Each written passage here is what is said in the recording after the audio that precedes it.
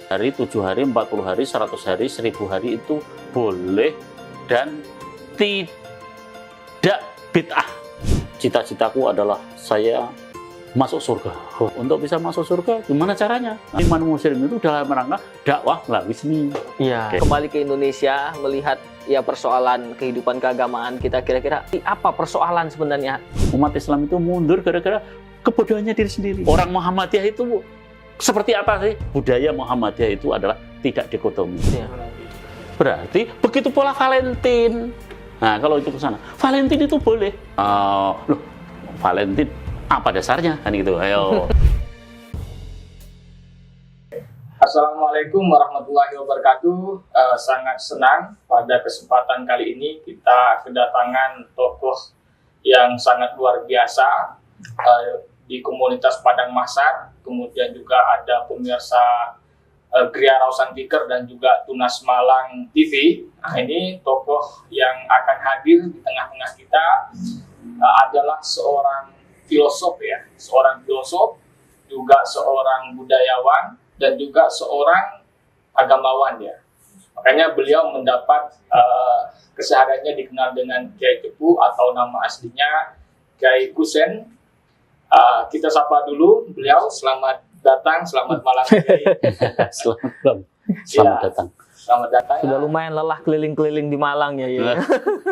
Ditodong sana sini ya. Tuh, ini saya tidak sendiri, juga ada host utama kita, juga ada Mas Eriton ya. Beliau dari komunitas Padang Masar yang sering juga mensiarkan tentang isu-isu keagamaan yang ada di Malang Raya khususnya. Kiai Cepu ini sekarang lagi di LSBOPP Kiai ya.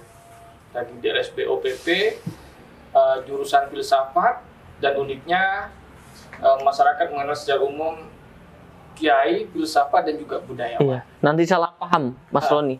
PP-nya Pemuda Pancasila apa PP Muhammadiyah? Nah, ini penting ini.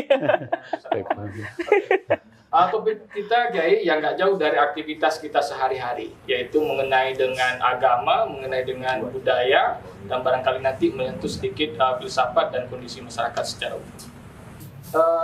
Kiai, kita berkenalan dulu dengan Kiai. Mungkin beliau ini adalah alumni filsafat Rusia, S3-nya Kiai, S3 filsafat Rusia. Kenapa kok tertarik filsafat Kiai? Biasanya kan Kiai itu anti filsafat. Nah, itu gimana ceritanya? Ini Kiai Khos ini. Mengambil Khusus. filsafat, Kiai. Studi dari awal saya S1, S2, S3. Sudah filsafat, S1-nya filsafat. Tapi saya menganjurkan bahwa hidup itu multidisipliner. Iya. Karena itu kalau ada teman-teman yang mau linearitas, linearitas itu penyesatan. Kecuali aku ya. Siap. Penyesatan. Oke. Berarti Kiai Cepu ini bisa kita prediksi, Mas. Nah. S1, S2-nya nggak di Muhammadiyah kan? Kenapa kok saya harus berfilsafat gitu ya? Nah, itu Oke. poinnya di situ. Iya. Saat itu saya mulai dari runut awal saja ya. Saya dari kecil. Ketika saya SMP aja. Kusen, kamu mau kemana? Pertanyaan. Kusen, cita-cita kamu apa sih? Nah, itu cita-cita. Maka saya jawab, Tuhan, cita-citaku adalah saya masuk surga. Mulia sekali. Mulia sekali. Pertanyaannya adalah, lah untuk bisa masuk surga gimana caranya? Nah, Iya, betul. saya harus jadi pendai. Loh, kenapa dai? Karena tidak mungkin masuk surga kalau tidak terlibat dalam dakwah. Nah, baru ayatnya. Saya uraikan ayatnya atau nggak usah? Nggak usah dulu ya. Nggak usah filsafat. Jadi dalam pemahaman saya, termasuk di dalam surat Al-Ma'un, surat Al-Ma'un itu melandasi nggak mungkin seseorang kalau nggak berdakwah masuk surga. Surga akan ditebus kalau seseorang itu dakwah. Karena itu saya ingin jadi dai Tuhan. Oke, maka begitu lulus saya masuk Muhammadiyah. Sebenarnya Muhammadiyah jurusan manajemen pemasaran. Kan jurusan agama nggak ada. Kira-kira gitu ya. Nah, timbul pertanyaan saat itu lagi, Kusen, kamu lulus kemana? Nah, ini deh. Tuhan, aku akan ke Asdrafi. Loh, Asdrafi? Tahu Asdrafi? Ini habis ini yang harus kita gali ini. Apa itu asdrafi? Kira-kira aja, kira-kira. Mungkin suatu tempat Kiai. Apa namanya? Saya kulus ke asdrafi. Apa itu singkatnya asdrafi? Asrafi. Nah, itu belum kita Kiai. Apalagi orang kampung. Yang terpelajar aja enggak. Iya, iya. Betul. Hanya orang Asik. tertentu.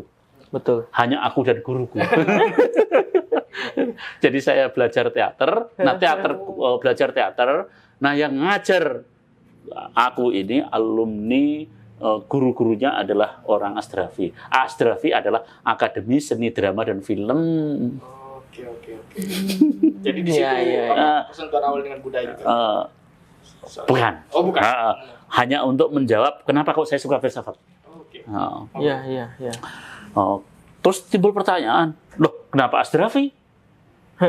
Kan katanya ingin masuk surga lewat dakwah. Kan gitu. Maka saya jawab, Tuhan, hari ini saya menyaksikan ceramah-ceramah itu nggak asik. Ya. Saya melihat, saya bergumul. Karena itu saya dakwahnya lewat seni. Nah, karena itu pada usia sebagai Muhammad ya, saya adalah pimpinan teater. Dakwahku lewat dongeng, dakwahku lewat puisi, dakwahku lewat teater. Saya minta teater. Karena itu Tuhan, aku harus menjadi seniman Muslim. Seniman Muslim itu dalam rangka dakwah melalui seni. Iya. Oke. Sebagai media. Ya. Media. Saya sudah daftar di Asdrafi. Terus kemudian nggak jadi, pindah ke Surabaya namanya Pendidikan Guru Drama dan Film di Surabaya. Sudah 1 tahun, memang 1 tahun. Iya. Nggak, saya dapat ijazah. Kampusnya bubar. Begitu bubar, saya langsung ke Jakarta, pilih Usuluddin. Timbul pertanyaan, kenapa Usuluddin? Kenapa Usuluddin itu? Tuhan, hari ini kan umat kurang pinter. Nah, umat kurang pinter itu berarti itu gara-garanya dai-dainya nggak pinter. Nah, apa hubungannya? Hubungannya kalau guru kencing berdiri, murid kencing berlari. Berarti umat hanyalah cerminan. Jadi kalau hari ini banyak umat yang bodoh, berarti dai-nya banyak bodoh. Oh, kalau begitu saya harus Usuluddin. Kenapa? Usuluddin itu kan diajari untuk kritis. Iya. Jadi dai ini nggak menjadi pinter gara-gara lulusannya bukan Usuluddin. Dia menjadi dai lulusan tidak saya sebut, nanti ada tersinggung. Intinya nggak Usuluddin. Nggak Usuluddin. Dan karena itu, di Usuluddin itulah ada namanya akidah dan filsafat.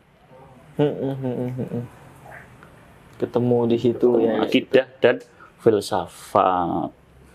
Karena itu pelajaran filsafat saya ya filsafat Islam saja sampai filsafat Islam 1, filsafat Islam 2, filsafat Islam 3. Ya. Filsafat Barat 1, filsafat Barat 2. Filsafat aliran lagi belum. Dapat banyak filsafat. Iya. Begitu sudah lulus, timbul setelah lulus S1 ini kemana? Saya harus S2 filsafat. Timbul pertanyaan lagi, ngapain filsafat?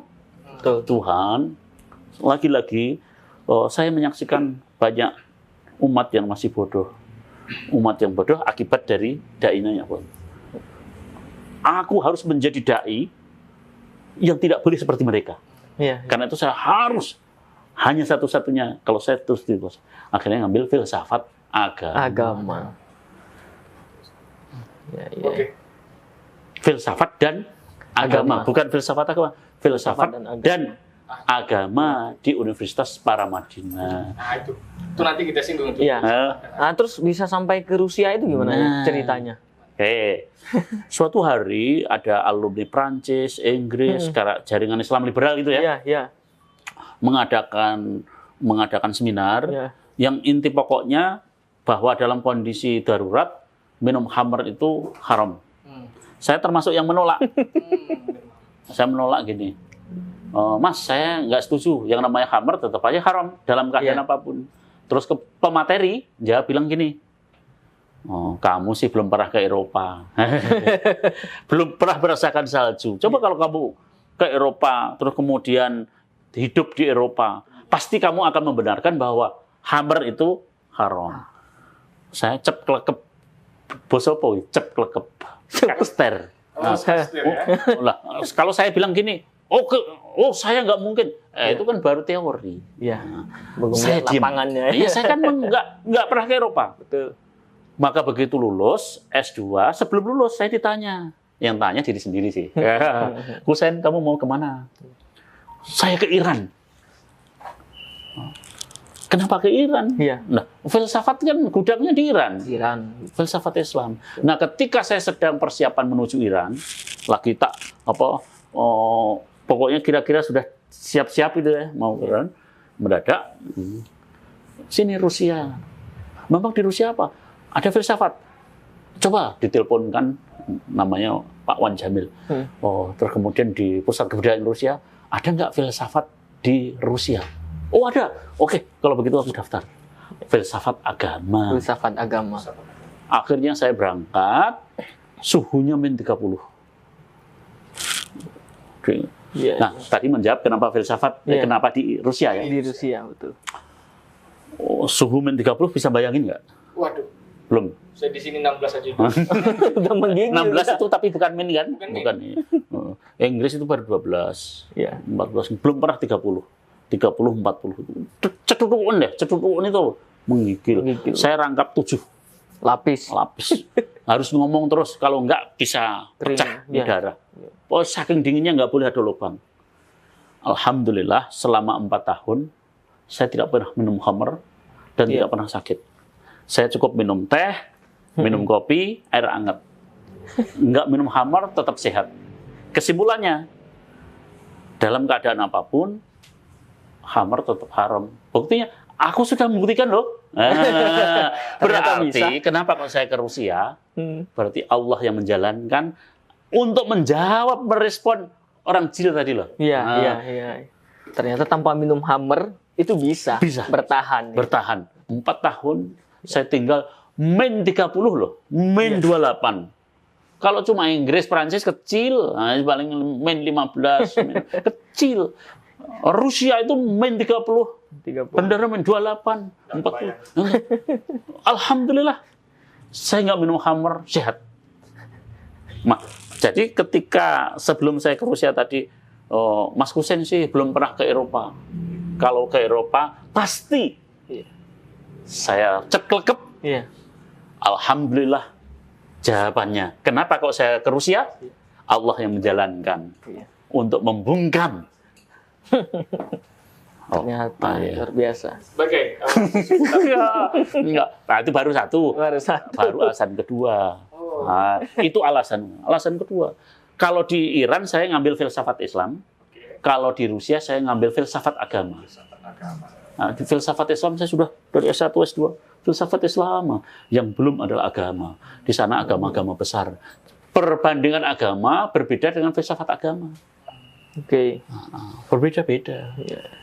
Jadi yang diajarkan itu, misalnya cara pandang filosof tentang kebahagiaan menurut filosof Kristen, filosof Buddha, filosof Hindu. Jadi bukan perbandingan ajaran, bukan. Menurut filosof, perspektif filosof, filosofnya masing-masing tentang misalnya tentang Tuhan. Tuhan menurut filosof Kristen, Tuhan menurut filosof Hindu. Tuhan menurut filosof Buddha. Yahudi. Yahudi. Jadi yang diperbandingkan itu bukan ajaran. Beda ya? Ya. Sudut pandang itu yang di. Itu yang belum ada. Karena itu alhamdulillah saya di Rusia. Kalau bahasa Rusia itu ya lublu Rusia. Ya, lu Rusia. Saya Apa itu cinta artinya? Rusia. Saya cinta Rusia. Keren. Iya. Rusia harashu. tapi kita nggak usah bahas perang Rusia dulu. Enggak, Rusia enggak perang. Operasi militer. Operasi militer Putin ya. tidak pernah menggunakan terminologi perang. Oke. Nah, jadi terminologi perang itu pasti orang yang nggak senang sama Rusia. Termasuk kalau Rusia menggunakannya operasi militer, Operasi. bukan perang. Saya posisinya abstain ini ya. Sedikit Kiai, jadi kalau dari Kiai itu sendiri memandang filsafat itu, ini kebanyakan orang ya, filsafat itu hanya sebatas di pisau analisis saja. Ketika kita menemukan pisau analisis yang lain, sudah kita pakai aja yang lain gitu. Biasanya kan juga ada banyak akibat-akibat dari filsafat itu ya, biasanya mungkin orang-orang. Atau yang kedua memang filsafat, dengan berfilsafat justru kita menemukan jati diri kita. Dan kemudian jalan, misalnya tadi kita tidak masih kecil pengen ke surga, sudah dengan filsafat kita akan menemukan itu berarti. Kalau pandangannya Kiai Ketut sendiri gimana? Oh, kalau pendekatannya filsafat barat nggak mungkin ketemu. Iya. Nggak. Kalau menggunakan filsafat timur ketemu, yes. Pertanyaannya adalah apa dasarnya? Nah, kayak gitu ya. Perbedaan filsafat barat dan filsafat timur. Filsafat barat itu mencari kebenaran. Sudah ketemu, diragukan. Ini benar nggak sih? Diragukan lagi. Sudah ketemu, diragukan lagi. Ini benar nggak sih? Karena itu di dalam barat yang diajarkan adalah kritis, logis. Terus sudah ketemu, diragukan lagi. Ini benar nggak sih? Betul. Karena itu ragu. Maka tidak pernah ada kebenaran final. Kenapa? Ya enggak, kebenaran itu terus. Kayak itu motonya adalah mencari kebenaran. Berbeda dengan filsafat timur. Filsafat timur itu kebenaran sudah ketemu. Iya. Karena sudah ketemu, maka motonya filsafat timur itu bagaimana menuju kepada yang benar. Menuju kepada yang maha benar. Karena bagaimana menuju kepada yang benar, berarti yang satu lagi mencari kebenaran. Beda nggak? Iya. Mencari kebenaran menuju yang benar. Yang satu mencari kebenaran, sehingga begitu kebenaran diragukan terus. Yang satu sudah, kebenaran itu sudah ada. Karena itu tugas manusia adalah bagaimana menuju kepada yang maha benar. Menuju. Iya. Nah, untuk meledek ya namanya. Meledek itu bisa saya ambilkan dari Rumi, bisa juga saya ambilkan dari Hamzah Fansuri. Saya dari Rumi aja. Dalam kitab Fihi Ma Fihi, dia berkata begini. Ini analog ya. Untuk meledek barat kira-kira gitu. Ledekannya gini. Kalau kamu mencari kebahagiaan, maka kebahagiaan itu tidak mungkin ketemu. Jadi kalau kamu mencari kebahagiaan, melelahkan. Makin kamu cari, makin nggak dapat.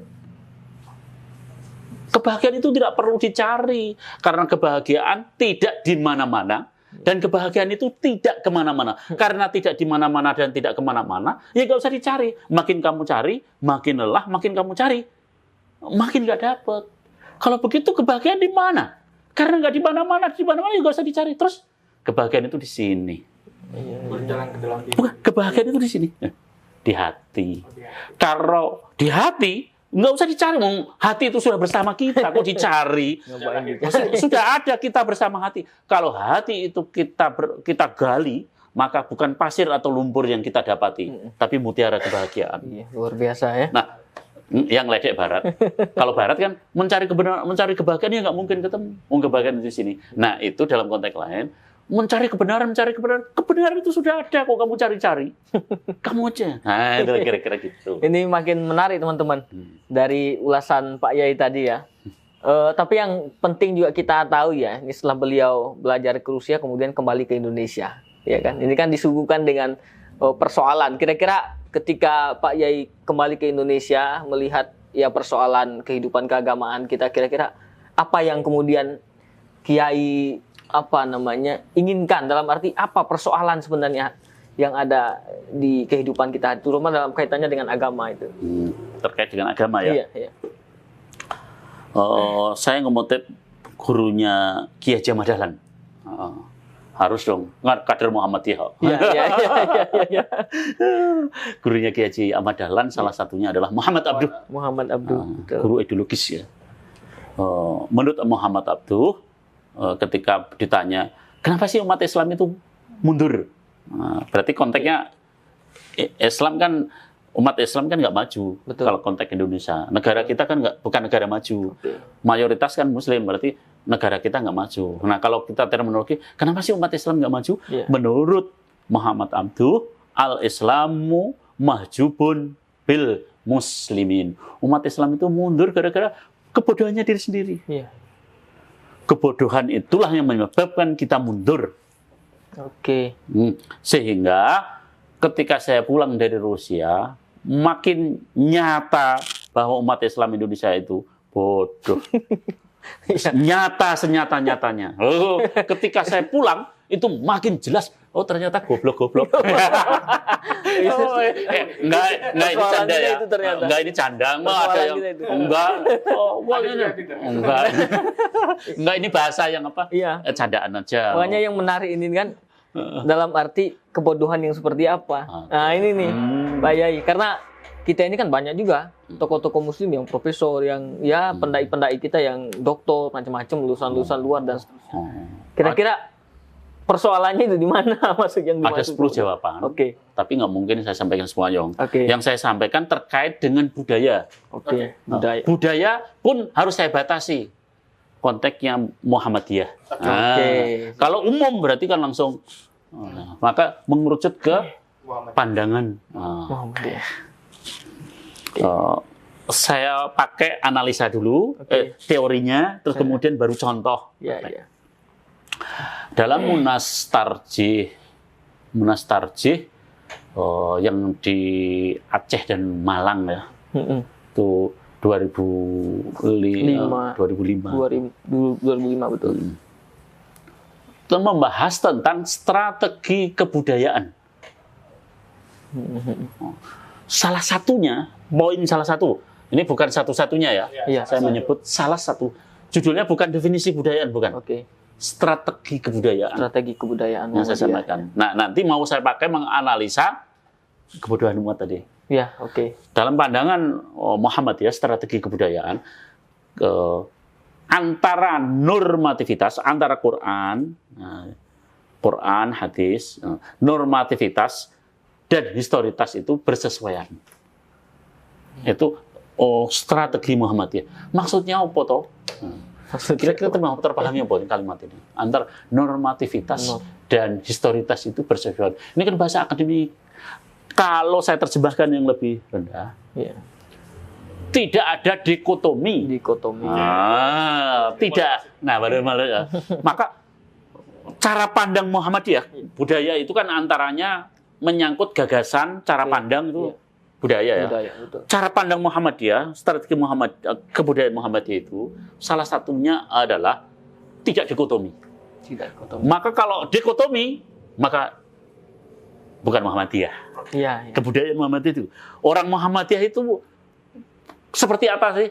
Orang Muhammadiyah itu, budaya Muhammadiyah itu adalah tidak dikotomi. Tidak dikotomi. Dikotomi itu yang kayak apa? Nah, saya berikan contoh dulu. Yang ini kemudian ini toh akhirnya ketahuan bodohnya di mana ya itu ya. Kan judulnya tadi Al-Islamu mahjubun bil muslimin. Umat Islam itu mundur gara-gara bodoh. Saya ngutip. Saya ngutip ya. Jadi kalau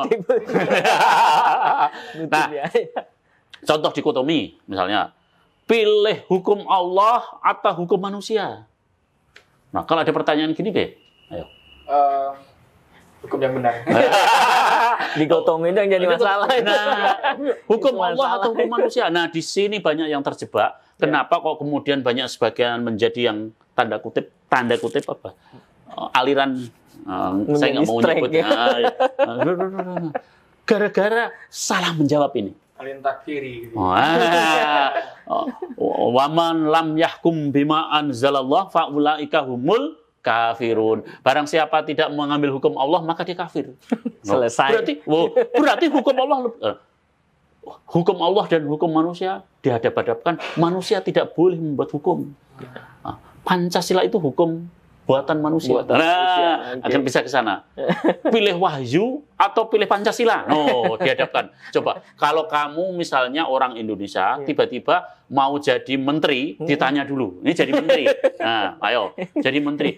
Kalau ini ada masalah, kamu pilih hukum Allah atau hukum Pancasila? Ayo, calon menteri, jawab. Calon menteri. Ini kan secara sederhana sudah nggak apple to apple ini. Gimana cerita? Dalam rangka menyelamatkan kan akhirnya kalau saya ngomong hukum Allah nanti disebut pengecut, munafik. Saya dosa. Kalau saya sebut hukum Pancasila, nanti saya nggak diterima. Nah, akhirnya yang nulis Pancasila juga belum tentu Pancasilais, yang disebut hukum Allah juga belum tentu. Gara-gara dia dikotomi. Padahal antara hukum Allah dan hukum manusia itu bisa selaras. Dua-duanya diizinkan. Timbul pertanyaan, apa dasarnya? Dalilnya nggak usah dulu. Nah, cara pandang Muhammadiyah itu tidak dikotomi. Maka Muhammadiyah itu menyelaraskan. Itu budaya ya. Budaya Muhammadiyah itu apa? Muhammadiyah itu bukanlah dikotomi. Nah, itu turunan dari monasteris tadi. Apa yang saya sampaikan itu cara mana saya menjelaskan. Iya. Contoh, jadi hukum Allah dan hukum manusia. Contoh yang kedua, sebelum masuk kepada contoh yang lainnya dan itu akhirnya ini kenapa? Nanti kaitan dengan bodoh nanti ya. Contoh kedua saya ingin memberikan contoh misalnya gini. Pilih bank konvensional atau bank syariah. Saya itu dia mengerti kok bisa terhindar dari bank konvensional. Nggak bisa, dompet saya bisa. Nggak bisa. Ini nggak logis, dihadap-hadapkan. Iya. Berarti kalau yang menghadap-hadapkan itu tanda bukan Muhammadiyah. Muhammadiyah itu budayanya mengintegrasikan normativitas dan historitas. Nah, itu bahasa ilmiahnya yang tadi. Jadi nggak mau pilih akhirat atau pilih dunia. Tapi kan banyak yang rugi donya rata dia apa rugi akhirat bakal cilaka. Salatullah salamullah ala toha rasulillah. Aku kenal puji-pujian karena aku orang kampung orang desa. Kapuan namanya desa Cepu. Saya dididik dari kecil itu ya Muhammadiyah, tapi lingkungan kan NU. Jadi ya kanan kiri ya apa lagu itu? Rugi donya rapat rugi akhirat. Lah, dunia itu nggak penting. Jadi kalau ada pertanyaan, pilih dunia atau pilih akhirat? Nah, berarti dikotomi. Muhammadiyah. Bukan. Maka cara pandang Muhammadiyah, pertanyaannya adalah, bukan pertanyaan. Orang yang memiliki dikotomi tadi, pastilah dalam konteks filsafat itu disebut logika biner. Kalau nggak on, off. Kalau nggak off, on. Listrik kan hanya ada dua. Hanya dua pilihan aja, hitam putih. Jadi orang yang dikotomi pastilah logikanya biner. Pilih kebatilan atau nggak ada pilihan lain. Pancasila atau Tauhid, nggak ada pilihan lain. Logikanya biner. Oposisi biner. Namanya logika biner. Orang yang logika biner nggak ada kompromi. Pilih baik atau buruk, batil atau enggak. Padahal hidup kan nggak begitu. Nah, timbul pertanyaan. Logika biner kan berarti orang yang tidak mengetahui ya. Semua logika biner itulah yang menghancurkan peradaban dan kebudayaan di sini. Pertanyaannya adalah orang logika biner itu tanda apa? Pikiran sempit. Nama lain pikiran sempit Kalau kita pakai level tadi ya awam itu. Awam itu, ini bahasa halus. Tadi bahasa halus. Itu bahasa halus. Masih halus. Nah, pemirsa kita kan ingin bahasa yang jelas itu apa sih? Orang yang jadi berarti kenapa kok umat Islam itu mundur? Akhirnya al-Islamu mahjubun bil muslimin. Berarti kita itu nggak pinter. Baik ya. Jadi Muhammadiyah ini dikenal di kalangan masyarakat ini kan organisasi yang modernis. Dalam artian organisasi yang rasional. Tapi di sisi lain biasanya dia terjebak dalam hal ritus-ritus keagamaan ya, yang notabene itu sudah lebih dulu barangkali sebelum organisasi Muhammadiyah itu lahir. Bagaimana misalnya Kiai melihat misalnya ada tradisi yang mungkin kita nggak tahu, taruhlah tahlilan misalnya dalam langkah konkretnya gitu ya, tahlilan, 7 harian dan sebagainya. Gimana sih Muhammadiyah melihat itu? Oke. Melihat ya. Kalau gitu aku melihat dulu, baru nanti apakah pandanganku itu sejalan dengan Muhammadiyah. Kalau itu sejalan berarti wah ini pendapat Muhammadiyah. Kan sejalan.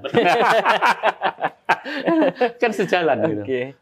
Ya gitu ya. Iya, siap. Saya akan menyampaikan perspektif pribadi, terus kemudian bagaimana sih dokumen Muhammadiyah? Gitu ya. Oke. Saya mulai dari kaidah fikih dulu. Ada tentang budaya kan ya. Ada kaidah fikih bunyinya begini. Ma la yatimul wajib illa bihi wa huwal wajib. Saya ulang ya. Ma la yatimul wajib illa bihi wa huwal wajib. Suatu kewajiban tidak akan mencapai sempurna kalau tidak ada yang mendukung. Maka yang mendukung itu menjadi wajib. Suatu kewajiban tidak akan mencapai sempurna kalau tidak ada yang mendukung. Maka yang mendukung itu menjadi wajib. Apa yang wajib? Contohnya, betul. Apa yang mendukung? Yang wajib, sholat 5 waktu. Apa yang mendukung? Wudu. Menutup aurat. Wudu kan wajib. Kalau nggak wudu kan yang mendukung adalah menutup aurat. Sholat dan menutup aurat. Kalau nggak menutup aurat, sholatnya nggak sempurna. Boleh nggak? Boleh, tapi nggak sempurna. Pertanyaannya adalah untuk menutup aurat pakai apa? Pakai baju. Pakaian. Itu loncat. Boleh dong pakai daun. Boleh. Busana. Boleh dong. Boleh. Daun jati, ya Allahu Akbar. Kan gatal tapi ya. Gatal dong? Iya. Oke, ganti pakai daun pisang. Allahu Akbar. Sobek. Berarti nggak nyaman. Zaman dulu ya nggak ada kain kan. Ini bicara. Wah, kalau begitu nggak nyaman ya sudah ganti plastik aja. Allahu Akbar. Gerah. Apalagi kalau transparan. Nggak mungkin kesini. Sama repot. Nggak nyaman lagi. Maka yang paling aman adalah pakai kain. Maka mengadakan kain menjadi wajib. Tapi kalau cari Quran, coba mana dalil Qurannya bahwa mengadakan kain itu hukumnya wajib? Cari. Nggak ketemu. Ya nggak ketemu. Hadis ya? Nggak ketemu. Iya ketemu. Tapi ini wajib dari mana? Nah, maka kaidah fikih tadi. Iya. Nah, begitu dengan kaidah malayatumul wajib illa bihi wa huwal wajib tadi, suatu kewajiban tidak akan mencapai sempurna kalau tidak ada yang mendukung, maka yang mendukung itu menjadi wajib, maka mengadakan kain menjadi wajib. Kain adalah produk budaya. Jadi kain yang ini adalah produk budaya, bukan definisi budaya enggak. Saya hanya itu produk budaya. Contoh satu dulu. Contoh yang kedua. Kita Indonesia ya. Kalau naik haji pasti ke Mekah dong. Masa ke Kediri, ke Malang, apalagi ke Blitar. Pasti ke Mekah. Nah, untuk ke Mekah pakai apa dong? Ya pesawat. Itu kan sekarang, zaman dulu dong. Kapal. Sebelum kapal dong. Kapal kan pakai perahu dong. Getek. Oh, getek kan mati. Waduh, jangan pakai getek mati. Yaudah, getek nggak jadi. Yaudah, naik sedikit perahu. Perahu kan bisa sampai, bisa tidak. Wah, akhirnya muncullah kalau begitu pakai kapal. Ya. Pak sampai, tapi lama. Akhirnya orang mikir lagi, gimana sih ini? Maka muncullah pesawat. Transportasi. Getek, perahu, kapal, pesawat adalah produk budaya. Budaya apa? Transportasi. Budaya transportasi. Jadi yang namanya budaya bukanlah kesenian, bukanlah berhenti di seni, bukanlah lebih luas banget ternyata teman-teman ya. Ada budaya transportasi, ada budaya pendidikan, budaya hukum. Budaya hukum Indonesia kayak apa ya? Nah, budaya pendidikan kayak apa sih? Budaya luas ya? Luas. Tiba-tiba budaya hanya diartikan seni, tari. Itu kesalahannya. Jadi ruwet itu. Maka gimana akan menghukumi budaya? Gak pernah belajar ilmu budaya. Padahal itu baru produknya ya. Belum membicarakan hakikat budaya. Itu produk-produk budaya. Jadi produk-produk budaya, itu bagian. Nah, dari apa yang saya contohkan cuma 2 tadi, kira-kira kesimpulannya apa? Kesimpulan kamu dari contohnya antara agama dan budaya, kesimpulannya apa? Ya tidak bisa dikotomi. Iya, tidak bisa dipisahkan. Nggak bisa dipisahkan. Saling terkait, saling menguatkan kan, mendukung. Tapi ada yang unik ya. Nah, sebentar. Kalimat yang tadi. Berarti antara agama dan budaya sebelum mau bertanya pasti ya. Nggak bisa dipisahkan, terbukti tadi. Ini kan itu produk budaya. Bisa? Enggak bisa. Maka kalau ada yang mencoba-coba memisahkan antara agama dan budaya, mau pakai bahasa halus atau bahasa jelek ya? Pakai bahasa halus aja ya. Berarti nggak belajar ilmu budaya. Itu bahasa halus. Ya. Biar pemirsa kita nanti yang pakai bahasa kasar itu. Udah, pertanyaannya, Bob. Oke, jadi itu kan misalnya budaya 7 harian. Oh, iya, Ya, oke. ini kan nggak dipraktekkan mungkin di lingkungan umat Islam awal ya. Kalau nggak ada misalnya itu, kita hanya menemukan itu di Indonesia. Oke, Dan misalnya secara tekstual, kenapa saya taruh sini? ini gimana nih? Tandanya serius. Harus agak serius ya. Oke, agak serius gitu ya. Oke, saya taruh sini. Berarti tadi bercanda aja ya. Dan secara teks itu Kiai, kita pernah misalnya foto Kiai Dahlan itu dulu nggak boleh dipajang Kiai. Itu kira-kira kesalahan interpretasi terhadap hukum, atau justru misalnya ya sudahlah kita nggak usah berbicara tentang hal itu. Faktanya misalnya agama dan budaya jadi satu. Ya. Atau gimana melihat fenomena seperti Oke, kalau begitu yang saya respon 3 hari 7 hari tadi. itu? Oke. Oke, Ini menarik ini. 3 7 hari. 3 hari, 7 hari, 40 hari, 100 hari, 1000 hari itu boleh dan tidak bid'ah. Boleh dan tidak bid'ah Kiai. Ya, boleh dan tidak bid'ah. Oh, loh, tapi di sisi lain teman-teman kita, dan saya sendiri kan saya dari kecil Muhammadiyah. Iya, iya. Saya nggak pernah tahlilan, tanda kutip kan dari kecil ya. Iya, iya. Nah, lah kok saya membolehkan? Iya, kok tiba boleh ya. Berarti kan apa dasarnya dong? Iya, Nah, oke. Nah, itu Kiai. Oke. Bismillahirrahmanirrahim. Bismillahirrahmanirrahim. Ini agak hati-hati nih. Bismillahirrahmanirrahim. Bukan hati-hati. Oh gitu. Kan setiap pembicaraan dengan bismillah kan. Akan menyentuh fikih. Kan itu budayaan, itu bagian dari budaya. Juga bismillahirrahmanirrahim. Semoga podcast kita ini dalam lindungan Allah. Kaitan dengan hal yang penting gitu. Oke, budaya dulu ya.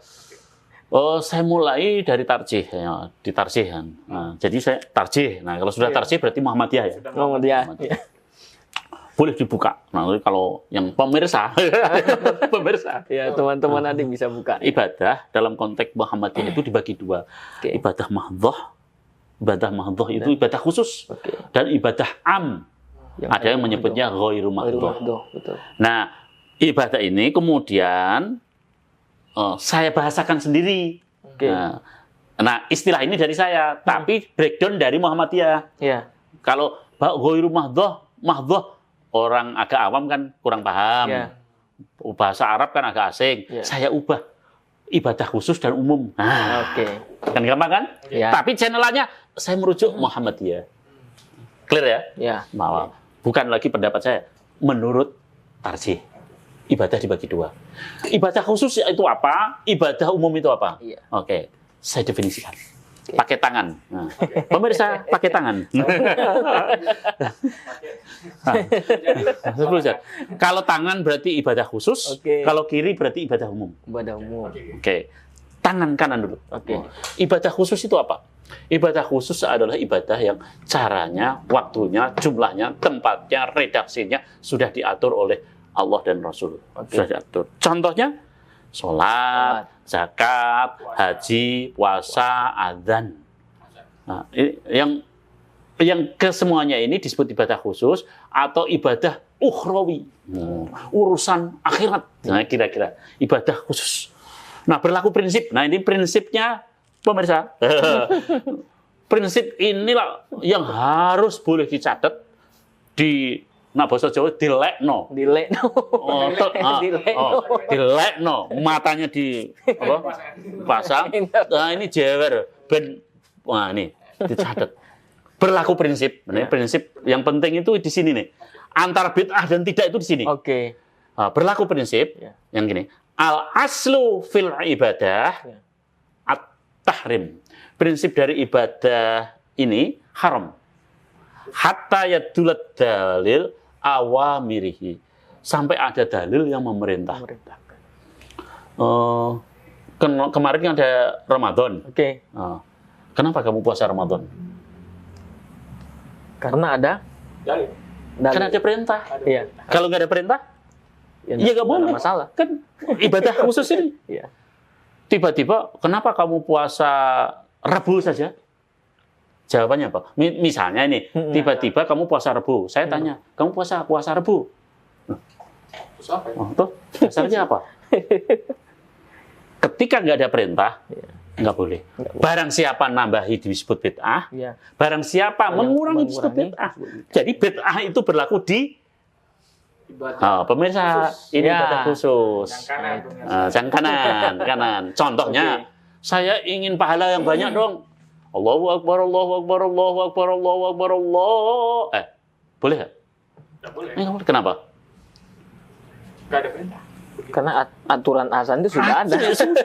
Nambahin nggak boleh. Pokoknya apa yang diperintah itu aja. Ya. Kalau sampai haram. Gitu. Nambahin nggak boleh. Nggak boleh. Ngurangi. Nggak boleh. Contoh yang kedua. Aduh, sholat subuh kenapa 2 sih? 3 kenapa? Biar dapat pahala banyak. Kasih 4 sekalian. Biar pahalanya banyak. Enggak boleh. Mau pahala, ini bukan bicara pahala. Harus sesuai tuntunan. Nah, nambahi Mbak boleh, ngurangi nggak boleh. Gitu ya? Betul. Maka barang siapa nambahi disebut bid'ah, setiap ngurangi disebut bid'ah, nambahi disebut bid'ah. Setiap bid'ah dolalah. Setiap dolalah finar. Ayo Wahabi, Salafi. Enggak. Deal ya? Itu ternyata teman-teman ya. Deal ya? Ya, Oke, sekarang pemirsa kita masuk tangan kiri. Ibadah khusus adalah ibadah yang caranya, waktunya, jumlahnya, tempatnya, redaksinya tidak diatur oleh Allah dan Rasul. Itulah urusan duniawi. Contohnya pendidikan, contohnya seni, contohnya budaya, teknologi, apalagi bisnis, pokoknya yang bicara keduniaan. Nah, berlaku prinsip. Nah, ini prinsip tangan kiri ini. Muamalah ya.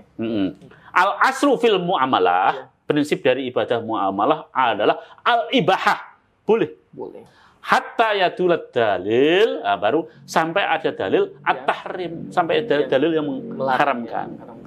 Contoh nih, 3 hari, 7 hari, 40 hari, 100 hari, sampai 1000 hari orang mati di Jawa yang sekarang disebut tahlilan.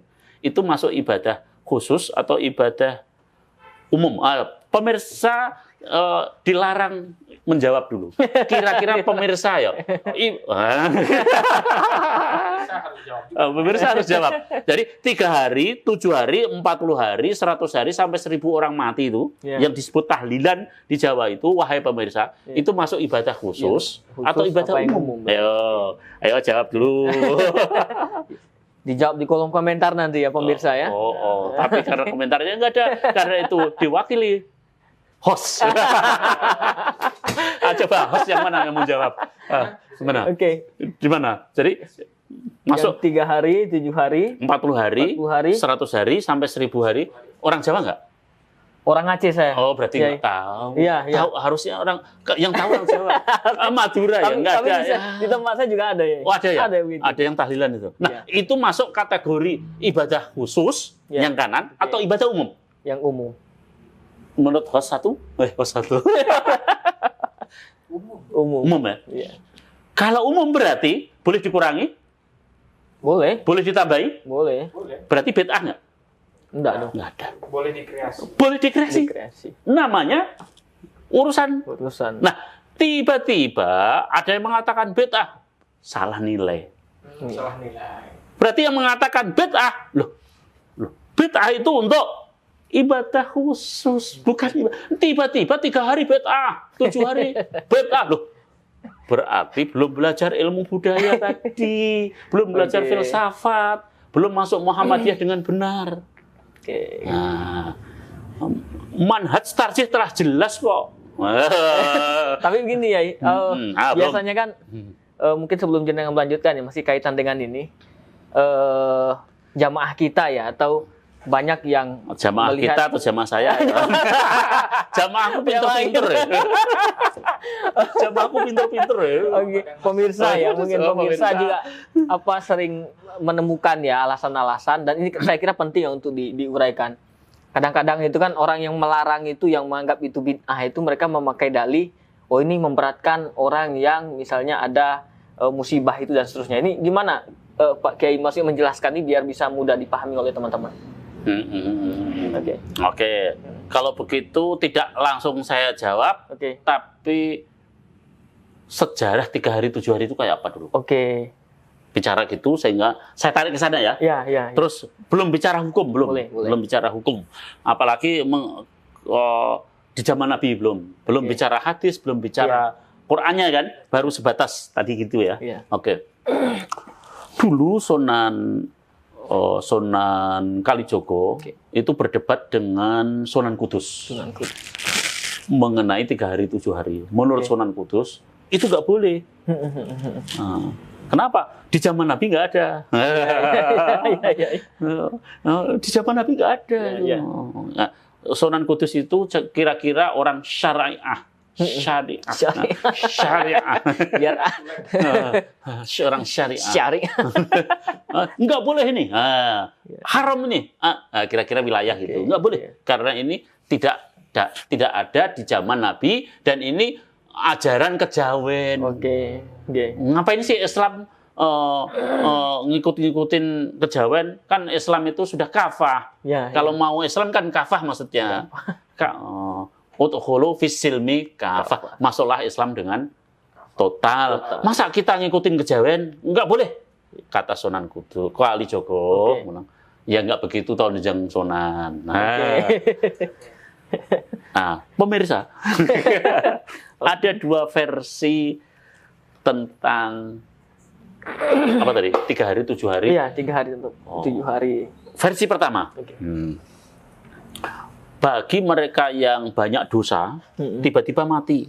Habis zina mati, habis ngerampok mati. Belum sempat tobat nih. Tiba-tiba mati. Kalau konteksnya Islam kan su'ul khotimah. Masuknya dia nggak masuk nirwana, dia nggak masuk surga. Terus selama belum masuk surga, terus rohnya gimana? Rohnya gentayangan. Kasian ya? Gentayangan. Ini bukan Islam, kejawen. Nah, pemirsa, ini versi kejawen. Gentayangan. Versi pertama ya. Maka orang-orang keluarganya kasihan dong. Pertanyaannya adalah ada jalan nggak supaya arwah yang gentayangan itu diampuni dosanya dan bisa masuk nirwana, bisa masuk surga. Oh, ada. Caranya gimana?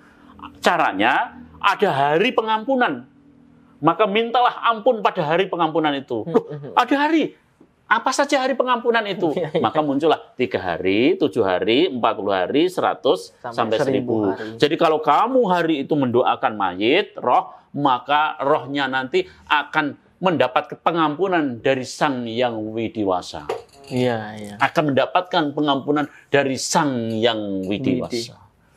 Deal ya? Itu bagi yang su'ul khotimah. Bagaimana yang husnul khotimah? Dia orang baik, mati. Husnul khotimah. Dia masuk surga langsung. Nah, begitu masuk surga, dia gelisah. Gelisahnya gini, loh, keluargaku yang saya tinggal ini hidupnya keserakat nggak? Nah, tahu keserakat nggak? Serakat itu. Kecingkrangan nggak? Tahu kecingkrangan nggak? Hidupnya itu kasihan nggak? Nah, kan saya tinggal. Maka dia gelisah. Maka hari ketiga dia turun. Turun ngecek ke rumah, apakah keserakat, kecingkrangan, atau kasihan tadi. Ternyata begitu pas dilihat, ternyata enggak. Pada bahagia, gembira, pada doa-doa. Maka dia balik lagi. Hari ke-7, gelisah lagi. Roh aku sudah meninggal 7 hari. Oh, kira-kira gimana? Datang lagi. Ternyata bahagia lagi. Balik lagi. 40 hari gelisah. 100 hari gelisah. Terus ini sudah 100. Wah, ini 1000-ku ya. Kata mayit roh nih. Kalau sampai hari ke-1000 ini kok tenang, ya sudah. Aku ikhlas melepas dunia. Maka turun. Kok makin banyak orang makan-makan? Tandanya bergembira. Maka aku ridho, aku ikhlas melepas dunia.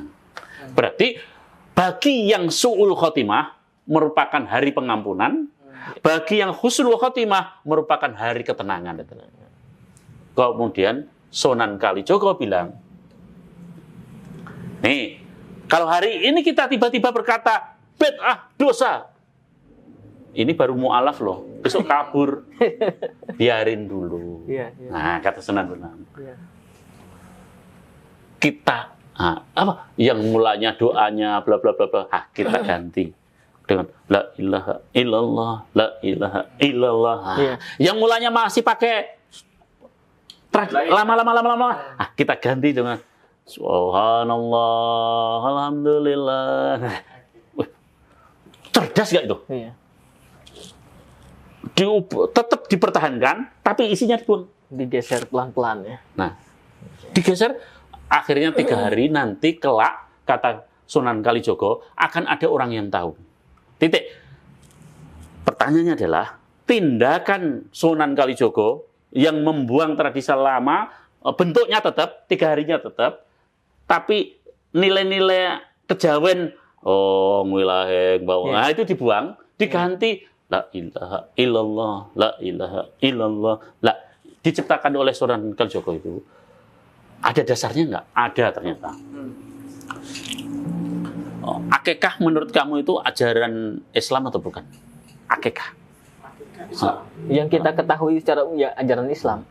Padahal bukan. Oke. Itu ajaran jahiliyah. Jahiliyah. Jadi sebelum Nabi Muhammad diangkat jadi nabi, itu sudah ada akikah. Jadi kalau ada bayi lahir, terus kemudian disembelihkan kambing. Terus setelah itu dipotong, rambutnya ditetesi, kepalanya ini ditetesi darah. Ditetesi ini. Setiap yang bayi lahir. Nah, ini disebut akikah. Oleh Nabi Muhammad ketika sudah jadi nabi, menjadi Islam, dikontekskan maksudnya Islam datang gitu ya. Iya. Akikahnya tetap, setiap peristiwa lahir tetap, cuman nggak lagi netesin darah, tapi diganti minyak wangi. Pertanyaan saya, tindakan Nabi membuang darah, terus kemudian mengganti dengan minyak wangi itu, tindakan Nabi itu disebut apa? Tindakannya Nabi membuang darah kan tadi, tapi mempertahankan akikah. Yang dibuang kan cuma kontennya, tapi bentuknya kan tetap. Namanya akikah. Akikah pas lahir itu darahnya dibuang, diganti minyak wangi. Pertanyaannya adalah tindakan Nabi itu disebut apa? Wahai pemirsa, jawab. Iya. Oke, saya jawab sendiri ya pemirsa. Ya itu tadi yang kira-kira tindakan Nabi disebut apa? Masuk yang tergolong tindakan yang umum tadi itu. Nama tindakannya, bukan. Nama tindakannya disebut apa? Wahai pemirsa, ayo, nama tindakannya apa? Nama tindakan. Yang apa? Tindakan Nabi mengubah tadi disebut tindakannya apa? Kalau purifikasi nggak mungkin. Purifikasi. Masa purifikasi? Bukan. Apa? Dia menyesuaikan ini. Oke. Saya menggunakan istilah sendiri. Karena kan nggak ada. Iya. Gimana? Namanya desakralisasi. Oh benar. Desakralisasi. Jadi yang awalnya sakral ya. Jadi. Bela. Nah, maka tindakan dari, belum tindakan dari, enggak. Saya cut sini ya. Di dalam manhaj tarjih, nah saya masuk ke manhaj tarjih. Manhaj tarjih itu isinya 4. Jadi dokumen manhaj tarjih itu isinya 4. Wawasan, sumber, pendekatan, metode. Wawasan nggak saya bahas, sumber nggak saya bahas, kemudian pendekatan. Pendekatan tarjih itu ada 3. Bayani, burhani, irfani. Betul ya? Pertanyaannya adalah, apa itu bayani? Nah, saya akan menguraikan di sini apa bayani, dan korelasinya dengan tindakan, bukan tindakan Sunan Kalijogo. Sebetulnya, bukan tindakan Sunan, cara pandangku. Bayani tadi ya. Apa itu bayani? Ciri bayani itu ada 5. 2 diantaranya. Pemirsa, 2 diantaranya. Cara. 1. Menganalisa wahyu, menganalisa hadis, menganalisa kitab gundul, menganalisa teks, menggunakan kaidah nahwu sorob. Nah, jadi kalau ada yang ngotak-atik kitab gundul, nahwu sorob, berarti itu bayani. Ciri yang kedua, menganalisa wahyu, menganalisa hadis, menganalisa kitab gundul, menganalisa teks, menggunakan kias. Jadi kalau menggunakan kias masuk bayani. Kias berarti udah paham. Pemirsa nggak tahu, Pak. dengan era Nabi. Kias itu analog. Apa pemirsa? Analog tahu nggak? Analog Perumpamaan. Contohnya misalnya nyontoin dulu nggak apa-apa kan? Karena ini kan ada yang nonton. Iya. Oke. Kan bahasa analog apaan sih? Siapa tahu ada yang pemirsa yang baru nyaksiin gitu. Iya. Misalnya kalau di zaman Nabi itu kan apa itu kalau bayar zakat pakai gandum. Iya. Di Indonesia kan nggak ada. Pakai beras. Loh, beta enggak. Kok enggak pakai kias, pakai analog? Apa itu gandum? Gandum adalah makanan pokok. Oh, kalau begitu bayar zakat yang penting makanan pokok. Di Indonesia makanan pokok apa? Beras. Maka beras itu namanya kias. Deal ya? Oke. Nah, saya melakukan kias berarti bayani. Bayani ini berarti mengikuti manhaj tarjih. Tindakan Nabi tadi disebut desakralisasi. Tindakan Sunan Bonang disebut desakralisasi. Sunan Kalijaga. Berarti sama nggak tadi? Metodenya? Bukan, tindakannya? Sama. Mengubah kan? Iya. Jadi apa yang dilakukan Sunan Bonang sebetulnya ada jejaknya nggak? Ada dasarnya nggak? Sunan Kalijaga ada kan? Ada. Niru Nabi Muhammad ya? Iya. Berarti begitu pola Valentin. Nah, kalau itu ke sana, Valentin itu boleh. Loh, Valentin apa dasarnya kan gitu? Ayo, pada saat yang bersamaan orang mengatakan Valentin itu haram. Iya. Dasarnya apa? Nah, setuju dulu nggak Valentin? Nggak ada apa-apa. Kurang berani. Oke, biasanya yang menggunakan Valentin itu haram. Ada dua cara. Nanti berarti budaya ya, saya bilang. Menggunakan dua pandangan. Pertama, Valentin itu lahir dari non-Muslim. Kan ceritanya itu dari non-Muslim. Tidak saya ceritain ya, bahwa itu kisah non-Muslim. Ceritanya udah pada tahu ya. Berarti barang siapa yang mengikuti suatu kaum dan kaum itu kafir, maka tergolong kafir. Man tasabahu bi qaumin fahuwa minhum. Nah, ini itu hadisnya. Ini yang sering. Ini yang dipakai hadisnya. Karena ada hadis man tasabahu bi qaumin fahuwa minhum. Barang siapa yang mengikuti suatu kaum, maka dia bagian. Jadi kalau kita ikut-ikutan Valentin, berarti kita kafir. Nah, itu tindakannya. Sehingga dulu Kiai Haji Ahmad Dahlan kiai kafir. Nah, karena Kiai Haji Ahmad Dahlan saat itu menggunakan budaya-budaya yang beda. Apa? Tiba-tiba pakai kapur, biga-biga pakai kelas. Itu kan kelasnya Belanda. Belanda kafir. Tuh, kiai kafir. Nah, orang yang pakai hadis ini, hadisnya nggak salah.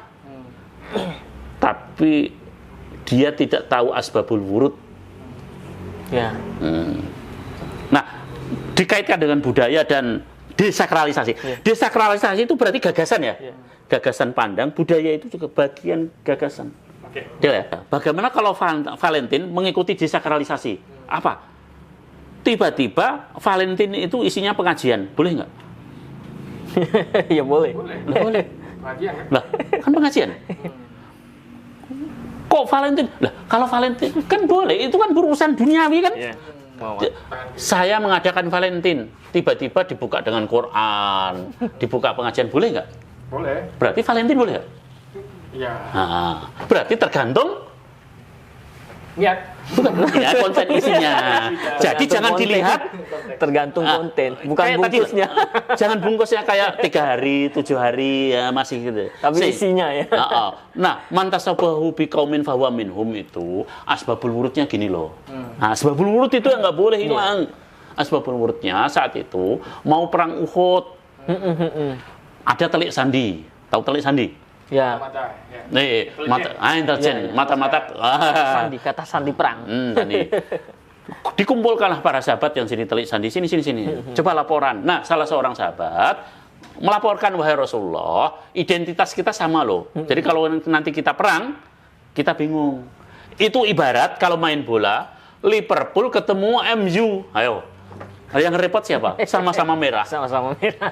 Lah kalau kaosnya pas. Yang bingung itu siapanya? Penontonnya. Nah, bukannya penonton, pemain kan? Wasit. Maka muncullah mantasabahu biqaumin. Ya, jadi 3 hari menjadi haram kalau tujuannya ini dalam rangka keyakinan.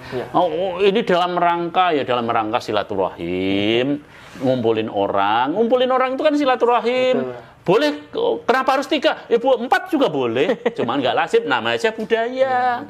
Ini bukan ajaran ya, 3 hari, 7 hari pemirsa, itu bukan ajaran. Kesalahannya adalah kalau dianggap ajaran, padahal bukan ajaran. Nah, disinilah terjadi bias teman-teman sehingga menyebabkan ini bukan. Salah meletakkan pemahaman tentang ajaran dan budaya. Oke. Saya pikir sudah jelas ya. Jadi tadi misalnya Muhammadiyah itu tidak mengajarkan cara berpikir dikotomis ya. Itu salah satu poin. Misalnya dalam hal budaya, ya istilahnya hal budaya ini selama tidak ada larangan, itu boleh saja kemudian kita terapkan dalam kehidupan kita sehari-hari. Tapi dalam hal ibadah khusus, kata Kiai tadi yang ada di tangan kanan itu, maka kemudian itu tidak boleh ditambah. Diotak-atik ya. Gitu ya. Kalau ketentuannya sudah 4 rakaat ya nggak boleh ditambah-tambah dan sebagainya. Oke. Saya pikir ini luar biasa Kiai. Saya pikir nanti bisa kita sambung lagi silaturahim kita. Insya Allah dengan sangat hati. Kita selalu terbatas waktu ya.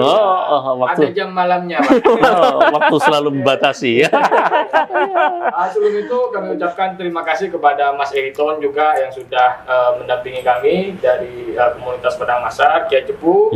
Luar biasa hadir ke Malang, ini sudah kedua kali dan mungkin akan terus akan ke Malang. Dan juga kami ucapkan terima kasih kepada Nyobustur UMM yang telah mensupport program podcast yang diadakan. Saya sendiri universal sampai lupa saya memperkenalkan diri.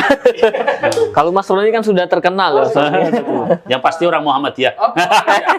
Muhammadiyah bajunya pun baju Muhammadiyah. Saya juga loh. Saya belum ini. Ada yang satu yang belum disebutin identitas saya. Ketua Pimpinan Cabang Istimewa Muhammadiyah Rusia. Ini luar biasa. Makanya karatnya Kiai Cepu ini sudah 24 karat ya. Terima kasih pemirsa. Mudah-mudahan ini menambah wawasan pemirsa sekalian dan jangan lupa komen dan subscribe channel YouTube kami. Nah, nanti bantu viralkan juga Kiai. Oke, terima kasih. Kami akhiri. Assalamualaikum warahmatullahi wabarakatuh. Waalaikumsalam.